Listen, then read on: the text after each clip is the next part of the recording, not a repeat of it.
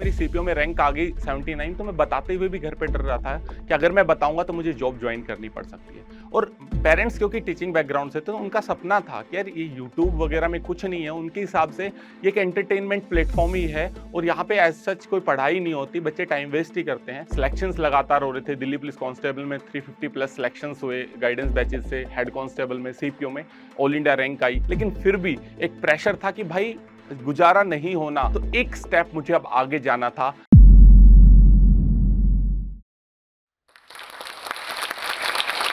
पागल मत बन, सरकारी नौकरी मत छोड़ और कोचिंग इंडस्ट्री में कुछ नहीं रखा, ये 2-3 साल का खेल है, बंद हो जाएगा। कुछ नहीं है, एक बार अपनी जॉब ले ले और सेटल हो जा। ये सब सुनने को मिलता था। मेरा नाम है सौरभ और मैं भी आपकी तरह एक एस्पिरेंट था और मैं भी लगातार तैयारी कर रहा था मुखर्जी नगर दिल्ली आके, लेकिन वहां से शुरुआत होती है मेरी जर्नी की, एक टीचर बनने की जर्नी की शुरुआत होती है जब मैं एस्पिरेंट से टीचर बनता हूं। तो आज मैं आपको बताने वाला हूं कंप्लीट मेरी लाइफ के बारे में, कैसे मुझे मोटिवेशंस मिले, कहाँ लाइफ में सेटबैक्स होते हैं, कहाँ एक एस्पिरेंट गलती करता है और कैसे मैंने खुद के तो 17 एग्जाम क्रैक करे ही और 2000 प्लस बच्चों का सिलेक्शंस करवाया। तो मैं आता हूं महेंद्रगढ़ हरियाणा से, पेरेंट्स मेरे टीचर थे, स्कूल टीचर गवर्नमेंट। तो लगातार यही सुनने को मिलता था, देखो भाई सरकारी नौकरी अगर आपने पा ली ना तो आपका जीवन सक्सेसफुल माना जाएगा। और वहां से जब मैं दिल्ली मुखर्जी नगर कोचिंग के लिए, एक ही ऑप्शन हमें दिखता था, लेकिन दिल्ली मुखर्जी नगर पहुंचने के बाद यहाँ पे इतनी सारी कोचिंग्स, इतने सारी बुक्स, इतने सारे टीचर्स मुझे देखने को मिले, समझ में नहीं आया। लगभग 1.5 साल का टाइम मैंने इधर उधर कोचिंग्स में वेस्ट कर दिया। लेकिन उसके बाद कुछ सीनियर एस्पिरेंट्स मिले जिनका सिलेक्शन हो रखा था, रैंक होल्डर्स थे। उन्होंने समझाया कि भाई देखो, कुछ नहीं होगा इधर उधर भटकने से, सब्जेक्ट वाइज टीचर्स पे जाओ और सब्जेक्ट वाइज फोकस करो। एक बार अगर आपने सब्जेक्ट कंप्लीट कर लिए तो उसके बाद आप एग्जाम दर एग्जाम निकालते चले जाओगे। देन मैंने सब्जेक्ट वाइज कोचिंग स्टार्ट करी, लेकिन इस जर्नी में मुझे यह समझ में आ चुका था कि यार मुझे देखो गवर्नमेंट जॉब तो ज्वाइन नहीं करनी है, क्योंकि मुझे जो फीडबैक मिल रहा था कि 1.5-2 साल लगभग मैंने 2-2.5-3 लाख रुपए वेस्ट कर दिए, तो मुझे वहां से लगातार एक चीज टीज कर रही थी कि मुझे अब बच्चों को पढ़ाना है, मुझे बच्चों को मेंटरशिप करनी है। इस फील्ड में सभी लोग कोचिंग दे रहे हैं, इंग्लिश के टीचर हैं, अच्छे अच्छे मैथ के टीचर्स हैं, बहुत बेहतरीन बुक्स हैं, लेकिन एक बच्चा जो गांव से उठ के आता है, जो गरीब घर से आता है, एक मिडिल क्लास फैमिली से आता है और लगभग 1.5-2 साल वेस्ट कर देता है, डिप्रेशन में भी जाता है, अप्स एंड डाउन झेलता है, उसको कोई गाइड मेंटर करने वाला नहीं है। तो आप लोगों को भी मैं यही कहना चाहूंगा जो एस्पिरेंट्स हैं कि लगातार आप इस चीज पे फोकस करें कि बार बार कोचिंग्स ना बदलें, सब्जेक्ट वाइज आप टीचर्स के ऊपर फोकस करते हैं। लेकिन मेरी जर्नी यही नहीं रही। 2020 तक मैंने काफी एग्जाम क्रैक करे, लेकिन मेरा मकसद स्टार्टिंग यही थी, मेंटरशिप। तो मैंने कोई फाइनल डीवी नहीं करवाया और अपना स्विच हो गया, अपना एक यूट्यूब चैनल मेंटर 365 के नाम से स्टार्ट कर दिया। लेकिन एक कंट्रोवर्सी ने वहां से जन्म लिया कोविड के बाद, और एक बंदे ने मुझे लगातार, एक से दो बंदों ने लगातार टीज करना शुरू किया, यूट्यूब पे मेरे खिलाफ वीडियो बनाई कि यार इस बंदे का एक भी एग्जाम क्रैक नहीं है, अगर है तो प्रूफ दिखाइए। एफ कैट के लिए बोलता है, सीडीएस के लिए बोलता है, तो प्रूफ दिखाए। और उनकी बात कहीं ना कहीं सही भी थी। मैंने सीपीओ दिया, मेरे 340 प्लस नंबर थे, लेकिन मैंने फाइनल डीवी नहीं करवाया था। मैंने सीजीएल एग्जाम दिए लेकिन डीवी नहीं करवाया था, तो फाइनल सिलेक्शन में मेरा नाम कहीं भी नहीं था। तो उसके बाद वापिस से यूट्यूब के साथ साथ मैंने एग्जाम्स देने स्टार्ट करी, और फिर सबसे पहला जो एग्जाम वहां पे आ रहा था दिल्ली पुलिस कांस्टेबल का, और मैं वीडियोस भी दिल्ली पुलिस कांस्टेबल की डालने लगा। उसके अंदर मेरे 84 मार्क्स आए। फाइनल प्रोसेस तक मैं गया, डीवी करवाया, हर चीज करवाई। फिर सीपीओ का मैंने एग्जाम दिया, उसमें भी फाइनल प्रोसेस, क्योंकि रैंक आपको फाइनल प्रोसेस पे पता लगती है। तो वहां पे भी मेरे 79 रैंक थी ऑल इंडिया। डी ट्रिपल्स भी, टीजीटी मैथ का दिया, टीजीटी साइंस दिया, एफ कैट, सीडीएस कैट, उसके बाद सिलेक्शन पोस्ट में 6-7 पोस्ट पे लगातार सिलेक्शन। तो ये एक जर्नी 18 प्लस एग्जाम्स की मेरी रही, और मैं शायद भगवान का शुक्रिया अदा करता हूं कि अगर वो कंट्रोवर्सी जन्म नहीं लेती तो शायद मैं भी, कहने के लिए होता है कि यार मेरे अंदर इतना टैलेंट है, लेकिन जो साबित मैंने करा और सिलेक्शंस लिए, ज्वाइनिंग लेटर्स लिए, वो एक बहुत मोटिवेशन का काम करा। अक्सर हमें समाज से ताने सुनने को मिलते हैं, आपको कहा जाता है कि आप क्या ही करोगे। तो मेरे को जब ये कहा गया तो मैंने एक सिंगल वीडियो यूट्यूब पे नहीं डाली कि यार मैंने ये कर दिया है, मैंने ये इतने मार्क्स लाए, एक सिंगल वीडियो नहीं बनाई। मैंने उनका जवाब अपने ज्वाइनिंग लेटर्स से दिया, और शायद वो लोग जिन्होंने वीडियो बनाई उनको पता भी है मेरी ऑडियंस को नहीं पता हो, लेकिन उनको पता है कि हाँ, सौरभ सर के लिए वीडियो बनाई थी। आज मैं उनका धन्यवाद करता हूं कि मैं यहां तक पहुंच पाया। फिर उसके बाद सेकंड फेज स्टार्ट होता है। सेकंड फेज स्टार्ट होता है मेंटरशिप का, क्योंकि जो मन में टीस थी वो कहीं ना कहीं पूरी नहीं हो रही थी यूट्यूब से। तो फिर गाइडेंस बैचेस की शुरुआत होती है, बहुत नॉमिनल फीस पे लगातार आप लोगों को गाइड करता रहा मैं। लेकिन ऑनलाइन गाइडेंस में मुझे एक चीज फील हो रही थी, बच्चों से बात करने के सिलेक्शंस लगातार हो रहे थे। दिल्ली पुलिस कांस्टेबल में 350 प्लस सिलेक्शंस हुए गाइडेंस बैचेस से, हेड कांस्टेबल में, सीपीओ में ऑल इंडिया रैंक आई। लेकिन एक बच्चा घर पे रह के, दिल्ली रह के, उसको अच्छा खाना, रहना, लाइब्रेरी, काफी सारी चीजें नहीं मिल पा रही थी। तो एक स्टेप मुझे अब आगे जाना था। जो दिल्ली गवर्नमेंट टीचर की मैंने जॉब घर वालों के प्रेशर में, समाज के प्रेशर में ज्वाइन कर ली थी 26 दिसंबर 2022 को, क्योंकि मैं अच्छा कर रहा था यूट्यूब पे। लेकिन फिर भी एक प्रेशर था कि भाई गुजारा नहीं होना। जैसे कोविड का टाइम हमने देखा, ऐसे टाइम्स आएंगे और प्राइवेट सेक्टर्स में अप्स एंड डाउन्स आपको देखने को मिलेंगे। तो मैंने फिर जॉब ज्वाइन कर ली थी। लेकिन जो रियल टाइम जो मैंने लो फेज सबसे मैंने अपना देखा, वो था हेल्थ इश्यूज का। क्योंकि इतनी मेहनत करते करते लगातार मेरे दिन ऐसे जाने लगे थे जब मैं 17 घंटे 16 घंटे हार्डवर्क कर रहा था। क्योंकि एक चीज मैं आपको भी बताना चाहूंगा, कोई भी जिंदगी में आपका डिसीजन गलत या सही नहीं होता। आप उस डिसीजन को लेने के बाद कितना हार्डवर्क करते हैं, वो उस डिसीजन को सही या गलत बनाता है। तो जब मैंने डिसीजन ले लिया था समाज से लड़के कि मैं अब यूट्यूब पे ही पढ़ाने वाला हूं, मेंटरशिप करने वाला हूं, बच्चों का जीवन संवारने वाला हूं, तो मुझे उस चीज को प्रूव करना था। देन अगला फेज आता है गुरुकुल का, कि ऑफलाइन बच्चों को एक नॉमिनल फीस पे और उनको रह के बिना फोन के, क्योंकि बहुत बच्चे भटक रहे थे। जब ऑनलाइन में मैं उनसे बात करता था तो एक ही बात समझ के आती थी। तो ये चीज का आपको भी ध्यान रखना है एज एस्पिरेंट, कि भाई इंस्टाग्राम, यूट्यूब, फेसबुक सब दिखावा है। एक बार तसल्ली से किसी भी चीज को फॉलो कर लो, किसी भी बुक्स को फॉलो कर लो, कोई भी टीचर खराब नहीं होता। जिस भी टीचर का आप यहाँ पे नाम देख रहे हैं, क्योंकि जब इस बात को इतनी कॉन्फिडेंटली मैं कह रहा हूं, क्योंकि मैं एज ए मेंटर ही काम कर रहा हूं पिछले 4 साल से, और लगातार एक गलतियां आपकी देख रहा हूं कि आप टिकते नहीं हैं एक चीज पे, एक बुक पे, एक टीचर पे, और लगातार कोर्सेज पे कोर्सेज खरीदते चले जाते हैं। तो रिक्वेस्ट है आपसे मेरी कि अपने माँ बाप का आप जो सपना है, आपके ऊपर जो विश्वास है, जो टाइम पैसा आपके ऊपर इन्वेस्ट कर रहे हैं, तो प्लीज उस चीज को सार्थक बनाएं। फिर एक चीज हमेशा आपको देखने को मिलती है लाइफ के अंदर जब आप तैयारी कर रहे होते हैं, जो मेरे साथ भी अक्सर होती थी, कि यार सक्सेस हमेशा दूर दिखाई देती है। जब मैं तैयारी करने के लिए दिल्ली पहुंचा तो लगा गवर्नमेंट जॉब मिल जाएगी तो मैं सक्सेसफुल हो जाऊंगा। लेकिन उससे आगे जब गवर्नमेंट जॉब मिल गई, सीपीओ छोड़ा, दिल्ली टीचर ज्वाइन भी कर ली, तो फिर सक्सेस और दूर दिखाई देती है। तो ये चीज आपके साथ भी होगी। जब आप एक टारगेट सेट करेंगे, उसको अचीव कर लेंगे, तो हमेशा लगेगा इससे और ऊपर टारगेट। तो जीवन में हमेशा एक गोल बना के चलें कि सेटिस्फाई आपको होना पड़ेगा। अच्छी बात है, मेहनत करें, ऊपर से ऊपर जाने के लिए मेहनत करें, हमेशा लगातार तत्पर रहें। लेकिन आपको एक टारगेट भी सेट करना पड़ेगा कि ये अगर मैं अचीव कर लेता हूं, आई विल बी सेटिस्फाइड, और उसके बाद मैं और मेहनत करूंगा, आगे बढ़ूंगा। तो जब देखो, कोई भी जर्नी होती हो इतना ही आसान नहीं होती जैसा हम सुनते हैं और समझ लेते हैं। ये 8 साल की जर्नी है। तो जब मैंने सोच तो लिया था कि करना है सब कुछ मेंटरशिप वगैरह, तो शुरुआत एक व्हाइट बोर्ड और पेन से हुई, एक मोबाइल फोन और स्टैंड से। मुश्किल से मुश्किल 5,000 रुपए मैंने इन्वेस्ट करे होंगे खुद से, पॉकेट मनी से, और एक स्टूडियो सेटअप करा। स्टूडियो नहीं कह सकते, बट हाँ, व्हाइट बोर्ड लगाया, स्टैंड लगाया, और फोन से अपनी वीडियोज रिकॉर्ड करना चालू करी, और उससे अच्छा फीडबैक आने लगा। बट फिर भी मन में टीस थी क्या, कुछ अच्छे लेवल पे करना है, कुछ बड़े लेवल पे करना है। उसमें फाइनेंसिस की जरूरत होती है, और भी बहुत सारे एक्सपेंसेस होते हैं, टीम आपको बनानी पड़ती है, आपके पास एडिटर होने चाहिए, कंटेंट क्रिएटर होने चाहिए, और भी काफी सारी चीजें। तो वहां से स्विच करते करते फिर मैंने डिजिटल बोर्ड पे गया, अपने सेल्फ, क्योंकि अब धीरे धीरे बच्चे जुड़ने लगे थे।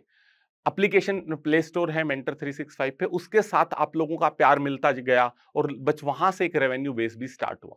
तो मेरा मकसद स्टार्टिंग से यही रहा था कि आपको कम से कम फीस में, नॉमिनल से नॉमिनल फीस में, आपको ज्यादा से ज्यादा मेंटरशिप किया जाए। तो मैंने मेंटर बनने का यूट्यूब पे ठान तो लिया था, एक छोटी सी चैनल की शुरुआत कर दी थी। लेकिन बहुत सारी चीज़ों का सामना करना पड़ रहा था क्योंकि इतने सारे एग्ज़ाम मेरे क्वालिफ़ाई हो रहे थे, तो लगातार ये चैलेंजेस फेस करना पड़ रहा था कि मैं उनको जॉब से मेरे एग्ज़ाम क्वालिफ़ाई हो जाते थे, मेरी सीपीओ में रैंक आ गई 79, तो मैं बताते हुए भी घर पे डर रहा था कि अगर मैं बताऊँगा तो मुझे जॉब जॉइन करनी पड़ सकती है। और पेरेंट्स क्योंकि टीचिंग बैकग्राउंड से थे, तो उनका सपना था कि यार ये यूट्यूब वगैरह में कुछ नहीं है, उनके हिसाब से ये एक एंटरटेनमेंट प्लेटफ़ॉर्म ही है और यहाँ पे एज़ सच कोई पढ़ाई नहीं होती, बच्चे टाइम वेस्ट ही करते हैं। तो लगातार एक चीज़ मुझे फेस करने को मिली कि पेरेंट्स लगातार ये बोलते थे, भाई अपने कैरियर पे फोकस कर, हरियाणा में एचसीएस का एग्जाम है वो निकाल, यूपीएससी है उसको क्रैक कर, तब तो हम माने। क्योंकि मेरी सिस्टर है, रियल सिस्टर असिस्टेंट प्रोफेसर है, तो बोलते थे कि यार इस फील्ड में आगे बढ़, टीचिंग कर, एमएससी कर।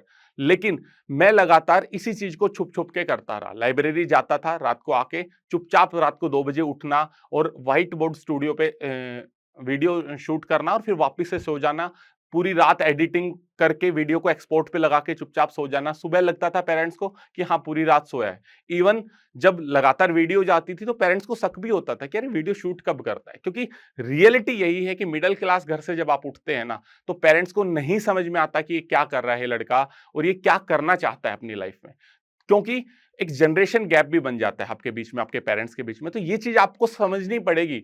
आप एक कॉन्फ्लिक्ट में नहीं जा सकते, आपको धीरे धीरे धीरे अपने पेरेंट्स को कन्विंस करना पड़ेगा और लगातार उस टकराव का सामना करना पड़ेगा और वहां से आप हताश निराश नहीं हो सकते। That's is a part of life कि वो आपको बोलेंगे ही, क्योंकि उनको चीज समझ नहीं आ रही। तो धीरे धीरे जब लगातार वो मुझे बोलते थे, और मैं आपको बताऊं स्टूडियो की हालत ये होती थी, जून की गर्मियां होती थी, एसी वगैरह का कोई नामो निशान नहीं था, पूरे बिल्कुल पसीने में भीग जाते थे। फिर नीचे आके 10 मिनट पंखे में बैठ के फिर वापस से ऊपर छत पे मैंने स्टूडियो बना रखा था। तो ऊपर छत पे, जैसे हमारे देसी हरियाणा में बोलते हैं कि चौबारा होता है, तो वहां मैं जाके वीडियो अपना शूट करता था, फिर अपना नीचे आके सो जाता। तो ये चीज हुई। फिर जब मैंने स्टूडियो के लिए था ना, क्यों जब घर वालों को बताया कि भाई देखो 4-5 लाख रुपए लगेंगे और मुझे डिजिटल स्टूडियो सेटअप करना है, तो उनको ये था कि यार ये क्या कर रहा है, क्यों टाइम वेस्ट कर रहा है। टाइम तो लगा ही रहा है, साथ साथ अब पैसा भी लगा रहा है। लेकिन मैंने उनको कन्विंस करा, जैसे तैसे सिस्टर को बताया कि मैं कर लूंगा, I will do it and I will manage. ये मैं सब कुछ अपने आप मैनेज कर सकता हूँ। बट धीरे धीरे लगभग मैं उम्मीद करूं कि अगर मैं याद करूं तो लगभग 30 दिन के अराउंड ये फ्रिक्शन चला और फिर फाइनली मेरा स्टूडियो ऑर्डर हुआ और घर पे स्टूडियो आया। उसमें भी सेम सेटबैक कि ज़्यादा मेहनत नहीं करनी, बच्चों से इतना फ़ोन कॉल क्यों, इतना सारा कनेक्शंस क्यों। और बच्चों के मैसेजेस आप यूट्यूब पे देखोगे तो कमेंट्स में आ जाते हैं बहुत सारे मैसेज, क्योंकि आपको वहाँ गालियाँ भी मिलती हैं, अच्छाइयाँ भी आपको मिलती हैं। लेकिन जब पेरेंट्स वो गाली देखते हैं या पेरेंट्स कुछ नेगेटिव देखते हैं, तो वो उनको वो लगता है यार ये गलत कर रहा है, या कुछ पॉजिटिव देखते हैं तो उनको लगता है अच्छा ठीक है। लेकिन इस चीज़ को मैं तो समझ पा रहा था कि हाँ, ये चीज़ होती है, पॉजिटिव नेगेटिव कमेंट्स आपको मिलेंगे, लेकिन पेरेंट्स के लिए एक्सेप्ट करना थोड़ा मुश्किल होता जा रहा था। बट धीरे धीरे धीरे धीरे उनको चीजें समझ आने लगी। और जब मैंने गुरुकुल अपना एस्टेब्लिश करा, क्योंकि ये भी एक बहुत बड़ा इन्वेस्टमेंट था मेरे लिए, लगभग 50-60 लाख रुपए मुझे इन्वेस्ट करने थे इस गुरुकुल को खोलने के लिए। लेकिन मैं बहुत कॉन्फिडेंट था। इवन मैं इतना कॉन्फिडेंट था कि जब मैंने 50 सीटों का पहला बैच लॉन्च करा गुरुकुल में, पहला बैच मेरा फुल गया, दूसरा बैच मेरा फुल गया, तीसरा बैच मेरा फुल गया। तो अब जाके पेरेंट्स को मेरा धीरे धीरे समझ में आने लगा था कि हाँ, कुछ अच्छा कर रहा है। जब मैंने फिर अच्छे से गुरुकुल को संभाला तो उनको एक और अच्छा कॉन्फिडेंस आया, क्योंकि मेरे पेरेंट्स को हमेशा यही लगता था कि यार गुरुकुल में बच्चे रहेंगे और जहाँ जवान नौजवान बच्चे हैं ना, वहां सिगरेट, शराब, दारू, मोबाइल फोन, ये सारी चीजें चलेंगी। लेकिन जब उन्होंने मेरे गुरुकुल का कंसेप्ट को देखा, क्योंकि वो कंसेप्ट मेरे दिमाग में था, ऑन ग्राउंड कभी उन्होंने देखा ही नहीं था ना उसको महसूस किया था। जब वो उन्होंने देखा कि यहाँ तो बिल्कुल स्ट्रिक्टनेस है, टाइम पे सोना, टाइम पे उठना, 10 घंटे का लाइब्रेरी शेड्यूल, सुबह शाम फिजिकल करना, और एक सच में जो गुरुकुल परंपरा है उसकी तरफ ये है, तो उनको काफी काफी रिलैक्स थे उस चीज को लेके। और होपफुली अभी हमारा एक कैंपस कंप्लीटली फुल होने जा रहा है और जल्दी हम दूसरे कैंपस की तरफ जा रहे हैं। तो उस चीज में भी हमें काफी बार ये देखने को मिला कि पेरेंट्स अब इस चीज को लेके कॉन्शियस है कि बेटा हेल्थ पे ध्यान दे, हेल्थ इज वेल्थ। और ये बात कहीं ना कहीं सच्ची भी है। लेकिन इस एज में, कि उम्र के इस पड़ाव में आप भी नहीं समझ पाते जब आप तैयारी कर रहे होते हो कि क्या गलत है क्या सही। कि देखो, मैं आपको हमेशा इस बात से कहना चाहूंगा कि जो मेरे लाइफ के एक्सपीरियंस रहे, अच्छे या बुरे, मैंने कभी भी रिग्रेट नहीं किया। मैंने लाइफ में हमेशा टफ डिसीजन लिए। 12th के बाद मैं डीयू में गया, मैंने डीयू छोड़ दी स्ट्रिक्टली। मैंने डीयू छोड़ दी, वापस आके अपने महेंद्रगढ़ के एक छोटे से कॉलेज से मैंने ग्रेजुएशन पास की। उसके बाद 11th में मेरे पास बायो थी, मैंने बायो छोड़ दी, 12th में मैथ ले लिया। ऐसे-ऐसे टफ डिसीजंस जहाँ पे एक आदमी, अभी मैं जॉब कर रहा था कि ठीक है, पहले मैंने 2-4 जॉइनिंग छोड़ दी। तो ये जो टफ डिसीजन है ना, ये कोई भी ले सकता है। डिसीजन लेना को किसी के भी कोई बड़ी बात नहीं है। लेकिन उस डिसीजन को आप सक्सेस करके दिखाओ, उस डिसीजन को आप इतना मेहनत करो कि आप भी एक दिन जो मेरी तरह जो स्टॉक पे आओ, और तब आपको ये एहसास हो कि हाँ, मैं एक मोटिवेटिंग फैक्टर रहा हूँ, मेरे लिए भी, अपने क्लैन में, अपने परिवार में कुछ अपना अलग हटके वजूद बनाओ। आपको अपने पेरेंट्स के नाम से ना जाना जाए, आपके पेरेंट्स को आपके नाम से जाना जाए, तब आपकी जर्नी, आप एक सक्सेसफुल जर्नी आप मानेंगे इस चीज को। तो अब जो सीरियस एस्पिरेंट है, जो गवर्नमेंट एग्जाम की तैयारी कर रहे हैं और माँ बाप का अपना सपना साकार करना चाहते हैं, वर्दी पाने का सपना है या किसी भी गवर्नमेंट जॉब में जाने का सपना है, तो जॉस टॉक के प्लेटफॉर्म के माध्यम से 3 ऐसी बातें मैं आपको बताना चाहूंगा, जो अगर लाइफ में आज आपने अपना ली, तो मैंने 17 एग्जाम करे हैं, आप 20 प्लस एग्जाम क्रैक करके दिखाओगे। पहली चीज आपको ध्यान रखनी है कि जो रिसोर्सेज आपने अपने अपना लिए, उनके ऊपर फर्मली बिलीव करें। एक डॉक्टर की भी दवाई तभी लगती जब आप उसको विश्वास करते हैं। तो जो रिसोर्सेज आपने अपना लिए, उनके ऊपर आप विश्वास करें। दूसरी चीज आपको ध्यान रखनी है, हार्डवर्क प्लस कंसिस्टेंसी। ये 2 वर्ड इतने आसान हैं सुनने में, लेकिन इनको करने में आपका पसीना छूटेगा। लगातार आपको हार्ड वर्क करना है। अप फेज आएगा, डाउन फेज आएगा। बुरा फेज आए तो बस एक ही लाइन मेरी याद रखें कि यार बुरा समय है, निकल जाएगा, कोई बात नहीं, बट मैं अपना हार्डवर्क नहीं छोड़ता हूं। और तीसरी बात जो आपको हमेशा दिक्कत करेगी गवर्नमेंट एग्जाम के अंदर, कि आप एक एग्जाम आता है, आप उसके पीछे भागते हैं, अनसक्सेसफुल होते हैं, आप निराश होके 3-4 महीने का गैप पीरियड ले लेते हैं। ये आपको गलती नहीं करनी। अगर आपको भी 17 एग्जाम निकालने हैं, तो जरूरी नहीं आपको बहुत मास्टर बनना है, हर सब्जेक्ट में कुछ बेहतरीन करना है, नहीं। आपको हर सब्जेक्ट में एक एक्सीलेंस लेवल तक जाना है। बट जब आप एक एग्जाम देके एग्जाम सेंटर से बाहर निकले, तो अगले दिन आपका रास्ता लाइब्रेरी की तरफ जाना चाहिए। इस एनालिसिस में नहीं जाना चाहिए कि मेरा एग्जाम खराब हुआ है, अच्छा हुआ। लाइब्रेरी में बैठ के सोचें कैसा गया, क्या मिस्टेक्स थी, क्योंकि वो जो चीज है ना, वो आपकी कंटिन्यूटी को बढ़ाएगी। वरना आप क्या करोगे, एक एग्जाम दोगे, 2-3 महीने डिमोटिवेट रहोगे, इतना अगला एग्जाम आ जाएगा और आप कहीं भी नहीं एंड कर रहे होगे अपनी लाइफ में। तो इस चीज को फर्मली विश्वास रखें, अपने ऊपर विश्वास रखिए। आप लाइफ में बहुत कुछ बेहतरीन करने जा रहे हैं। लगातार अगर आप अपने ऊपर काम करते रहेंगे, अगर आप 1% एवरीडे अपने अंदर इंप्रूव करते रहेंगे, तो आप भी एक दिन इतना सक्सेसफुल होंगे लाइफ में कि अनएक्सेप्शनल आप कर रहे होंगे। जैसे मैं मेंटरशिप के फील्ड को, जो बिल्कुल ही किसी ने सोचा नहीं था कि ऐसा कुछ होगा 2019-20 में, और अब मैं मेंटरशिप को कुछ अलग लेवल पे लेके जा रहा हूं धीरे धीरे। तो आपको भी अपनी एस्पिरेंट की जर्नी को ऐसे ही अलग लेवल पे ले जाना है। एक मुकाम हासिल करिए, सेटिस्फाई होइए, लेकिन हार्डवर्क और कंसिस्टेंसी मत छोड़िए। तो मेरी इस जर्नी से आपको काफी कुछ सीखने को मिला होगा। मेरी ये 4 साल की जर्नी में लगभग 2000 प्लस बच्चों को मैंने सेलेक्ट करा है, जो डिफरेंट पोस्टों में गए। कुछ D3+ में टीचर बने, कुछ दिल्ली पुलिस कांस्टेबल में लगभग 350 प्लस सिलेक्शंस हुए। D3+ दिल्ली पुलिस में AWTPO HCM में हेड कांस्टेबल मिनिस्ट्रियल के अंदर गए हैं।